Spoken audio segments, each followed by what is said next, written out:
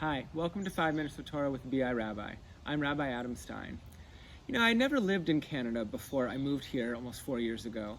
When I was a kid, I visited Banff and Lake Louise, those beautiful areas with my family. My grandparents took my cousin and me to Stratford and Shaw festivals in Ontario when we were teenagers, but I'd never been to Montreal. I still haven't. I do know a few things about it, though. A lot of French is spoken. McGill is there. It has a strong Jewish community numbering about 100,000 people, including a sizable Hasidic population. But like most Jewish communities, it's not monolithic. Though the Orthodox community is large with dozens of synagogues, there's a Reform synagogue, a Reconstructionist shul, several conservative, and others, and of course, secular Jews. One of those self-identified secular Jews is a person named Joseph Rosen, a humanities professor from Dawson College, who's written a few times recently about his experience living among the ultra-Orthodox Hasidim. His article that piqued my interest in last Saturday's Globe and Mail, my Shabbat newspaper, was simply called, in the printed paper I read that afternoon, Street Spirit. The title of the online version was longer and warmer. It said, "For years I felt rejected by my Hasidic neighbors, but COVID-19 brought us together."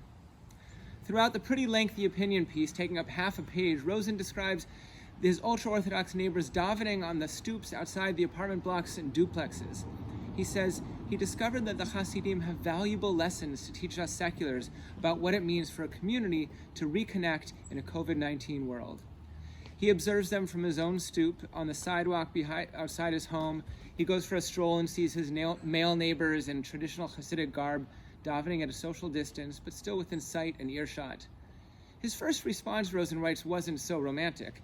He heard noises and stepped out onto his balcony and found 4 Hasidic brothers praying on the adjacent balcony. He went downstairs to his neighbor's and found that on his neighbor's front stoop was the center of the services. Frankly, he was worried that the religious ritual might increase his family's risk of infection.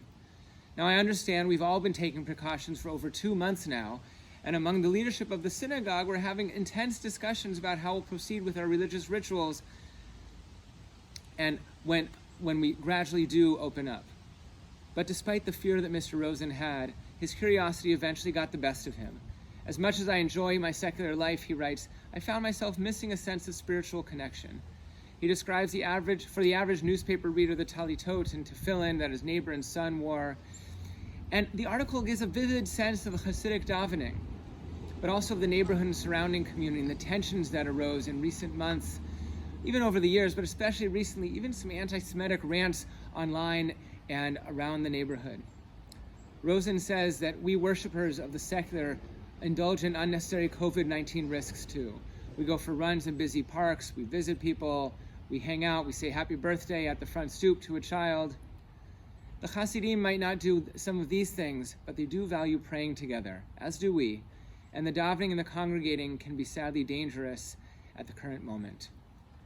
In our Torah portion this week, the beginning of the book of Bamidbar, Parashat Bamidbar, it's about being counted. They're taking a census. And the way the Torah reads this instruction that God gives to Moses is Se'u et Rosh Kol Adat B'nei Yisrael.